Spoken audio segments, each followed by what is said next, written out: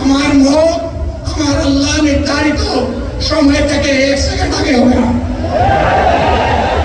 এবং হায়াত যা দিয়েছেন তার 1 সেকেন্ড আগেও আমি যাব না। মহান আল্লাহর কাছে আবারও তৌফিক চাই।